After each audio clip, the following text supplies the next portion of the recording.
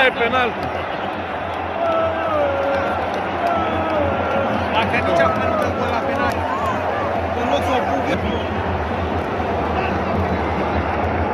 E penalti, frate, pentru Craiova. Hai, Mitri, hai că poți, frate. Hai că poți, fai 2-1 pentru noi. Hai pentru noi, te rog eu, n-are nicio șansă în fața.